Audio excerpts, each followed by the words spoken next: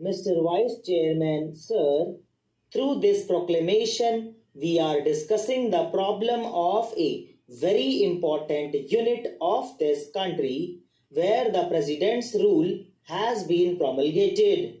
While supporting the resolution, I want to make some observations not only on Mizoram but on the entire northeastern region where the political situation continues to cause concern for this country. Very often we talk about insurgency, but to me, in the northeastern region, even before independence, we were fighting for the identity people were asserting, and we were asserting for our very survival in this country. By nature, tribals are very sensitive and they are very suspicious as far as their identity is concerned. In this wide Indian culture, naturally, the tribal people in the northeastern region have felt that unless they assert their identity, they would become totally submerged and they would become second rate citizens in the country. That was the fear that they apprehended, and it grew over the years. Another movement, I do not call it insurgency, was a political movement in Nagaland by which they had adopted a policy of non-violence, peaceful approach to the solution of the problem. But when they were pushed to the wall, they had to take up arms, and they never called themselves Naga Army, they called themselves Safeguards. It was a part of the undivided Assam. Because of the police action, they had to defend themselves, and gradually it has developed into a political movement, and they had to take up arms to defend themselves, to protect themselves, to protect the village. In this way, this kind of political movement continued not only in Nagaland but also in other parts of the northeastern region. This was followed by Mizoram, then again Manipur, and today this malady has been spread to Assam also. So do not take it only from the point of view of insurgency. I would urge this august house that the feelings, aspirations, the longings of these tribals in the northeastern region have got something to do with their survival for their existence. May I state here that in Nagaland, though it is a small state, it is a small tribe, we have our own history, we have our own political background, and it was no other leader than late Pandit Jawaharlal Nehru who recognized the identity of the Nagas, and it was Pandit Nehru who gave that political identity to Naga people. And therefore, the Naga people even now remember how great was Pandit Jawaharlal Nehru. He was a father of the downtrodden. He was a father of the people there. Let us come to Meghalaya.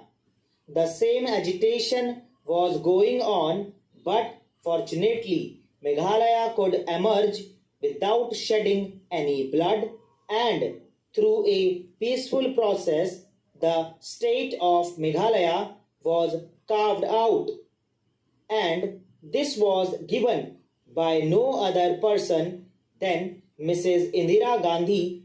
Mizoram emerged after more than 2 decades of struggle under the leadership of Laldenga. They had been fighting for cession from India.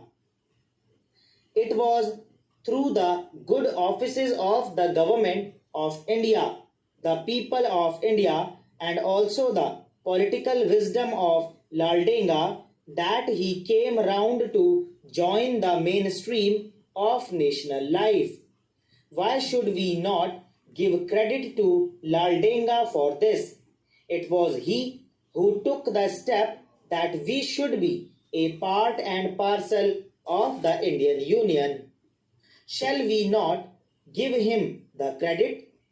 So, I would request the honorable members not to utter any charitable words against Laldenga just because there is president's rule there. Whether president's rule is there or the elected government is there, Laldenga is also there. How could he come to power after the last election? I would remind this august house that the tribal people are very considerate. It was Mr. Laldenga who highlighted or projected the Mizos in the eyes of the people of India and the world. Mizo people are proud people, very hardworking people, and they know what is best for them. Therefore, when this accord was signed, the Mizo intellectuals and the Mizo people said, why not give chance to our leader, Mr. Laldenga? He fought for us, he lived in difficult conditions for us, and they brought him to power. His party was given the mandate by the people. But, sir, administration of guerrilla people is quite different from a normal administration. In a guerrilla warfare, in a guerrilla movement, there is might. That is the destiny of an individual, the fate of an individual, the fate of an organization. But in a normal administration, where we have to function under the Constitution of India, we have to be governed by normal rules and regulations and procedures. Here, I believe Mr. Laldenga, who has been used only to the guerrilla methods when he was given the reins of normal administration, felt the difficulties of running a normal administration. He could not satisfy not only his MLAs, his partymen, but also his followers, because one can promise heaven, one can promise the sun and the moon, but in actual implementation, one cannot satisfy the feelings, the aspirations, and the urges of all the people who follow him when he was leading a political movement. Similar is the case in Assam. AGP promised so many things to the people, but when you are given the actual reins of administration, you are bound to fumble. So they are also suffering. Similar is the case with Laldenga. Don't blame only the Congress government. Defection was not by Congress people, it was among his own colleagues, among his own men. About this anti-defection law, I think the philosophy behind it is also full of defects and loopholes. When an individual is killed, we call it murder. But in a war, when we kill thousands, we don't call it murder. Similar is the case with anti-defection law. Therefore, this house should do some rethinking on this. दोस्तों